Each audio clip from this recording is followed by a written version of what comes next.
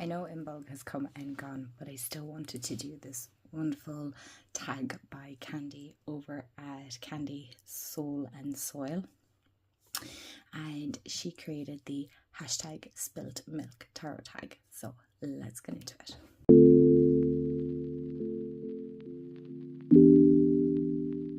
Hey everyone, and welcome back to my channel. Welcome to my channel if you're new. Hi, I'm Mand. So today I'm here with a cozy cup of coffee in one of my favorite current mugs at the moment, which is my Jackie Daytona. He's just a regular human bartender. If you watch What We Do in the Shadows, you will understand what this means. If you haven't, then I'm really sorry. But today I wanted to take part in Candy's tag because if you watched the previous video of mine, I think it was my January musings, I talked about going back to like my Irish heritage, my, exploring the pagan Ireland and really going back to my roots. As most of you, if you have seen it, you'll know that I come from a very mixed, diverse, cultured family. So from like Irish, Dutch, Indonesian, there's a whole lot of mixtures of cultures in my heritage. So I'm very fortunate to have all these beautiful cultures to dip into and explore and be a part of. So when I seen that Candy did one to honor Brigid on Inbulb, I have her a screenshot of the prompts here to the left to me, that I knew I had to take part because it really called to my soul so much, seeing as I'm really diving into that very pagan side of Ireland and how paganism was so enriched in Ireland many moons ago, before Christianity made its mark here. And it's a very different Ireland now than it was a very long time ago. And so I'm hoping that by diving into it that I can explore more on how Ireland was before the beliefs that we have now, even though we're kind of veering from that as well. It's constantly changing, adapting and evolving. But what I will say is you can still see the trickles of the beliefs way before Christianity, which is super interesting and very intriguing. And again, it's something that I'm diving into but slowly exploring. I'm not feeling the need to have to get completely lost in it. But again, that is actually a video for another day that I really do want to talk about. I know a lot of you might have interest in that, and if you don't, that's okay, you can skip that video. But today we are going to explore the prompts here. There's 3 prompts, and I actually have 3 decks per prompt. And I love the way that Candy shared her story around how she worked with the Morrigan first and how then Brigid kind of came in and her story there. Now, I personally have never been called to work with the Morrigan, but Brigid has been a very big part of my practice with the last couple of years, I would say, as in I definitely feel her essence. Not all the time. Again, I can talk a little bit more about that in another video. I don't want to make this one too long at the same time. But I do find this one very intriguing because, again, with it having been like St. Brigid's Day here in Ireland, so obviously I would see her as a goddess, but as things have evolved and changed, Brigid then was made into a saint, and so now we have a bank holiday here in Ireland to honour her. And then we had Inbulb.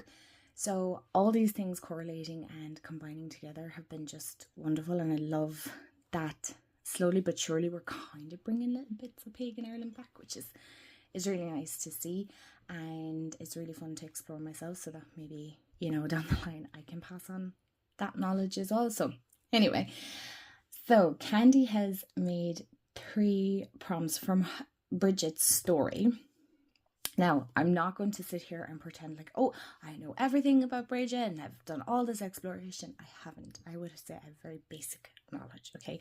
But these prompts, I feel like you don't even have to work with Brigid if you don't want to, or if you don't feel called to, as of right now, to partake in these prompts, because they kind of fit anywhere, which is wonderful. I love how open and changeable they are. So let's get into the prompts.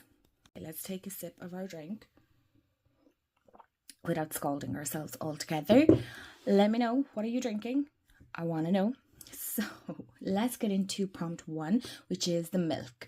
And what decks feel like a healing balm, a safe place, a refuge, and sanctuary.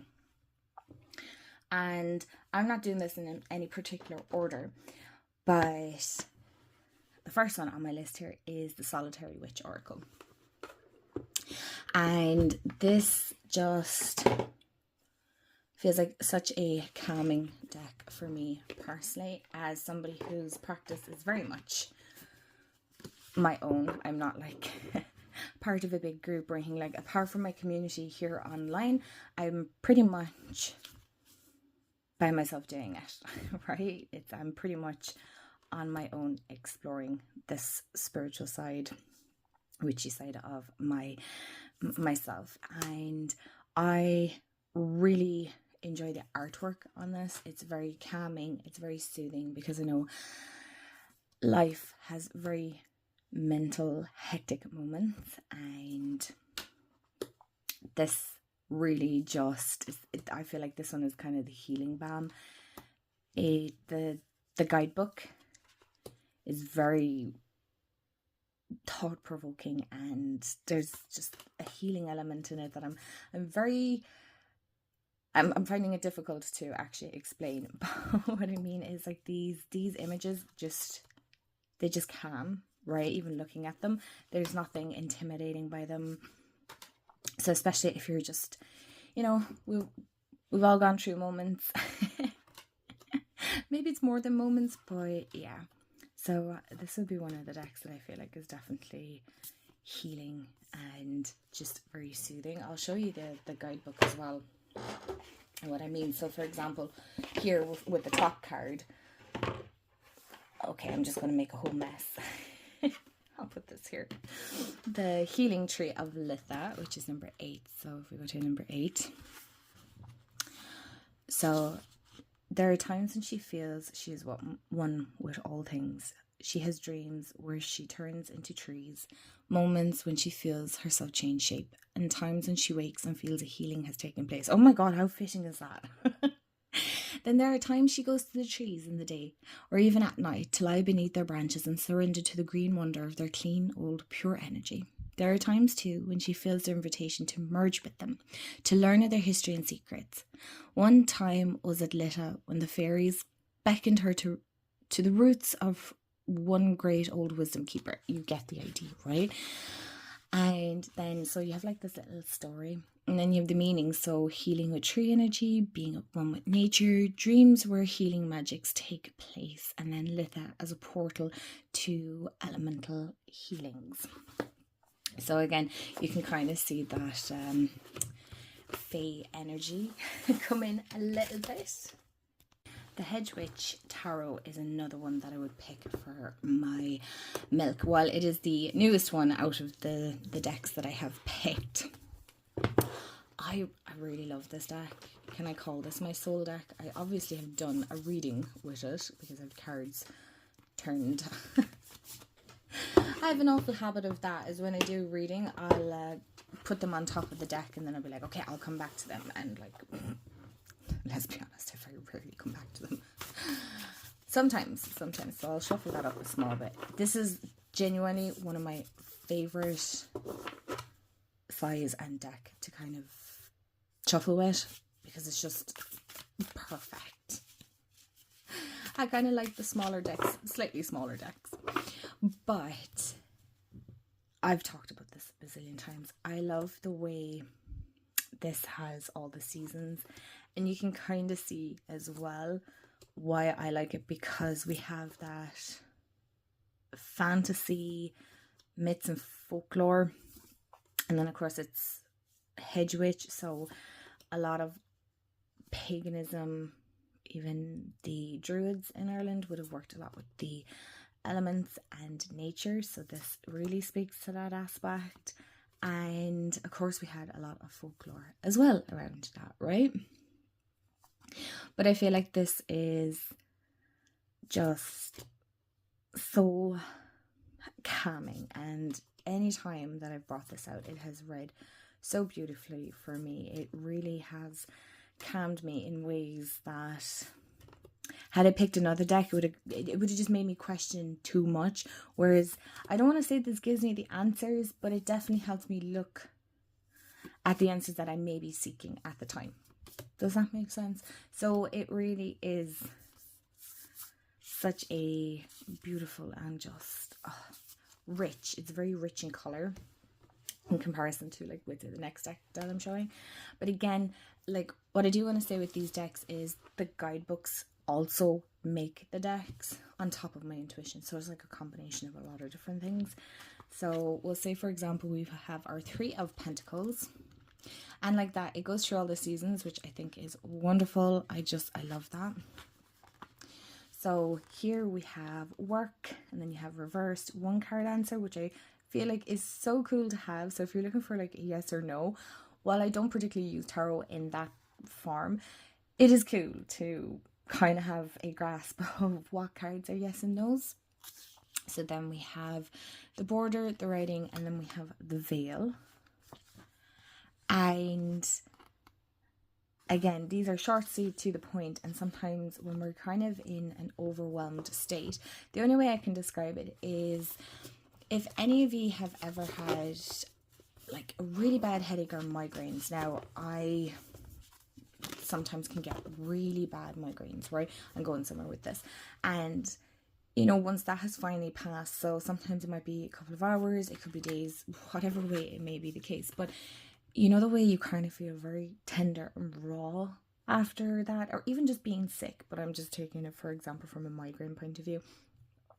Do you know the way you just feel very weak and just everything hurts, even though you know that the migraine has passed? This is like that kind of soothing balm for that. Do you know what I mean? So you don't want anything too intense, but you want something to satisfy that itch, if that makes sense. Like, you know the way you might be hungry, but you're not hungry. I hope that makes sense. But yeah, this really soothes that. It's like that kind of calm when things feel very tender. Last one in this prompt then is the Green Witch Tarot. Of course, I think everybody at this stage, if you're here for a long time, you know this is definitely a huge soul deck, or curse, whatever you want to call it for me. But this deck for me, in the sense of a refuge and sanctuary, is my home deck. So again, I know that might look different to everyone, but I'm very fortunate to have a home that is my sanctuary. It's my sacred place. It's where I love being, and it's where I feel safe and warm, and you know, all the good feels. So that's what this deck is for me. It's like coming home. Do you know when you've had like a really rough day, or maybe just a rough moment, or things are testing, or you're just going through it? Okay, not getting too deep here about it, but you just can't wait to get home. Let's say, you know, work has been intense. You're like, oh my gosh, I just can't wait to get home, light the fire stove or whatever may be the case, and put my feet up and just sit there and contemplate life. That's what this deck is for me. It is my warm fuzzy blanket. It is where I'm familiar and content. It is where I go when I'm not. Hold on one second.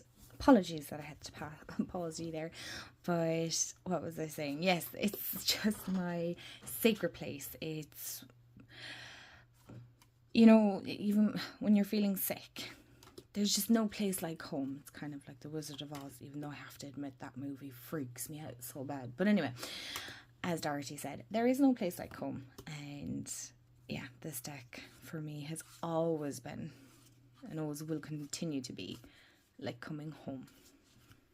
Prompt number 2 is the fire. So what decks feel like fire and strength? And as most of us know, that Brigid has that very fiery energy that really can like light your soul and really, ignite that passion and love within you.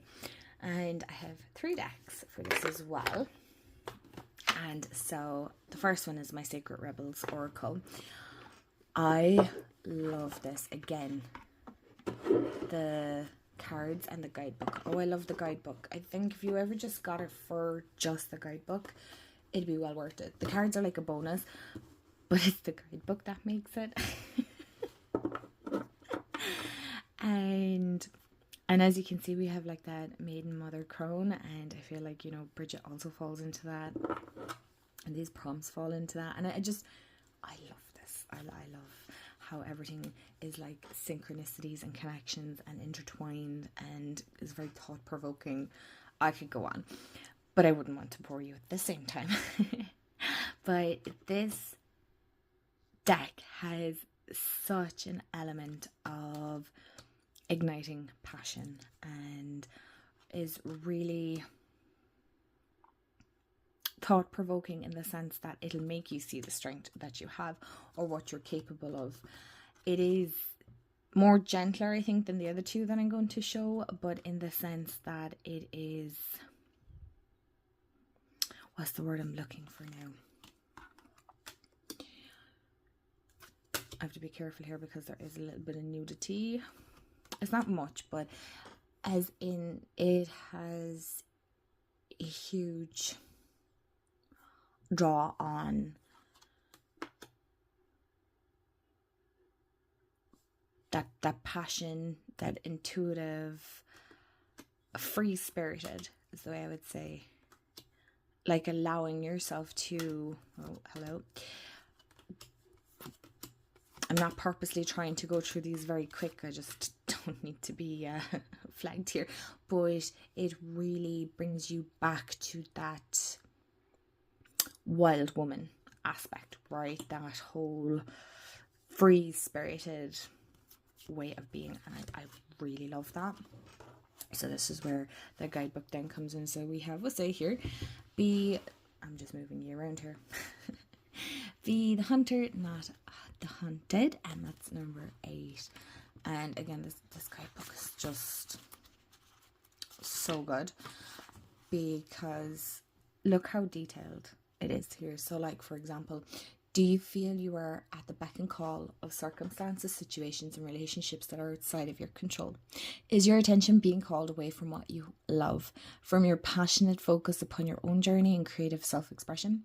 Are you feeling roped into being a support, tonic, savior, and heal all for others? There is a big difference between healthy supportiveness in a relationship, which includes healthy self-support, and ignoring your own journey out of misplaced guilt, shame, unworthiness, or the belief that the needs of others are more important than your own. This is not compromise. That is unhealthy and neglectful for yourself. And you get, I think for most of them, you nearly get 3 pages, depending, but on average for each card you get about three-ish pages. And then you also have like a healing process as well, which is really cool. The next one is the Mythologica Fennica Tarot. This is also a mouthful for me to say. But there's something very empowering, I want to say, with this deck, okay? So I know it's all about like the firing strength, but I feel like fire can create an empower. Oh my gosh, look at that. That was the bottom card. Is that not super cool? This is a fantastic deck. So as you can see, again, it is that folklore, myth, exploration of kind of way back when and how things were and the belief systems. And this deck is super interesting. So obviously this isn't based in Ireland. But I can see the interconnectedness from the beliefs in Ireland and the beliefs here in, here we go, in the Finnish, or from Finland. And I love how there's like similarities within the different stories that, you know, the Finnish folklore have, or yeah, myths, and the Irish. And there's just something very empowering about this deck. Now, I would rely very heavily on the guidebook for this deck, for the reason being is I'm not familiar with it at all. I know you could absolutely 200% apply the traditional tarot meanings to it, but I feel like that deck deserves more than that. So, for example, we have the Feast of...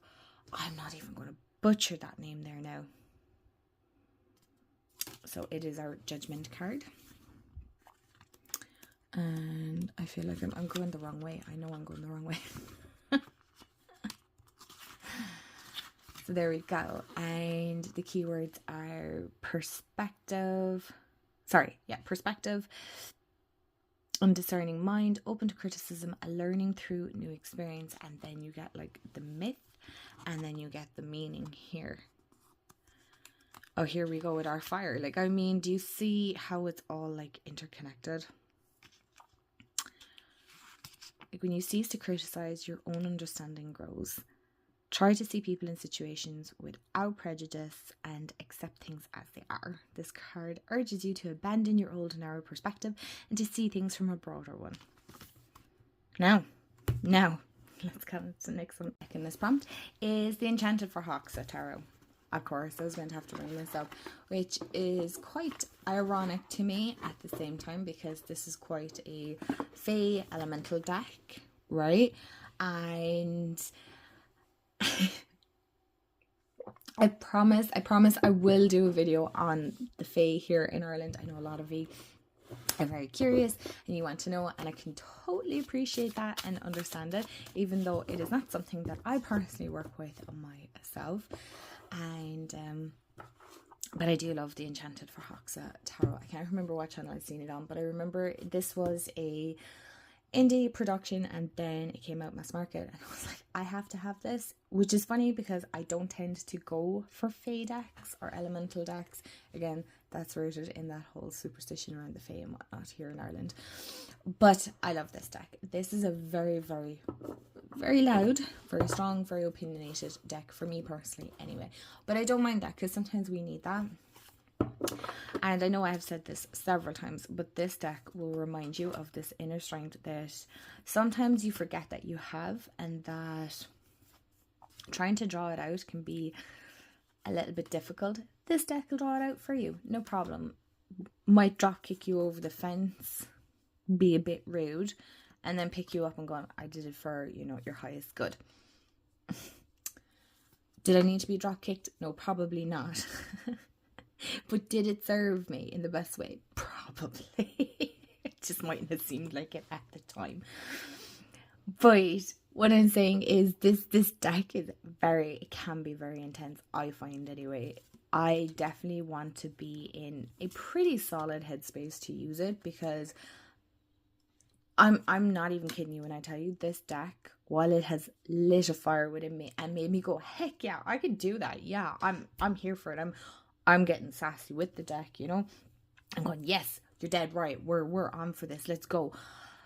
It has also been extremely rude to the point where I have shoved cards back in. It has spat said card back out while I've shuffled. And I was like, I'm not even dealing with this. I mean, this is ridiculous. I've pretty much probably had an argument with this deck and it still gets a kick out of it, and it doesn't care. It really doesn't care, in the sense that it wants the best for you. I'll always say that about this deck. It always wants the best for you, but it won't be apologetic on its approach and how it reminds you of that strength and fire within yourself. Do you know what I'm saying? The guidebook is pretty good. I do feel like this one can be read way more intuitive than the other two that I've shown. Although I have to say the Sacred Herbals has a huge intuitive aspect to it. But I can nearly hear this deck laughing at me the way I've described it. It's kind of like, yeah, no, you're dead right, but I'm not even sorry about it. And again, that can be how Fae energy is. But we'll say, for example, here we have 9 of Earth. I was going to say, don't tell me I picked 9 of Earth. That would be super freaky, wouldn't it? And this fairy is glamorous with a luminous golden aura emanating from them. The moment you step into their light, you can tell they are no ordinary fairy toiling away in the garden. Alone in a clearing in the woods surrounded by pine cones, they rest comfortably on a tamed wolf's head. Oh, I thought that was a fox. How did I think that was a fox? Anyway. and carry an air of sophistication. Yeah, I would say this deck is very sophisticated. So yeah, you get the idea. The last prompt is the land grab.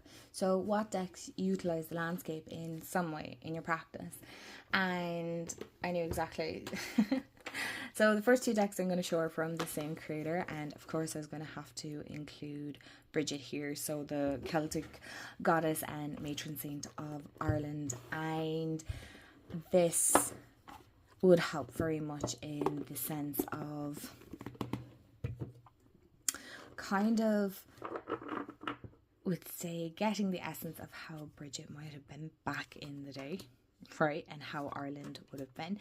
Now these are very simple imagery, and then we have like the snowdrop, and then we say so your title and then a keyword, but these have all elements of Ireland that again some I would be very familiar with. So for example, you know, the cross, I made my first Brigid cross this year, which is super cool, even though I know most Irish houses have them, and just different bits that would be things that I would have seen myself here in Ireland, and I love that.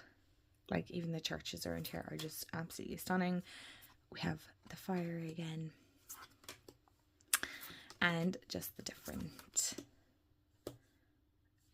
again, imagery here. Like we have the holy well, and again these kind of help me get a sense of how Ireland was then and now, and how it like is still interlinked.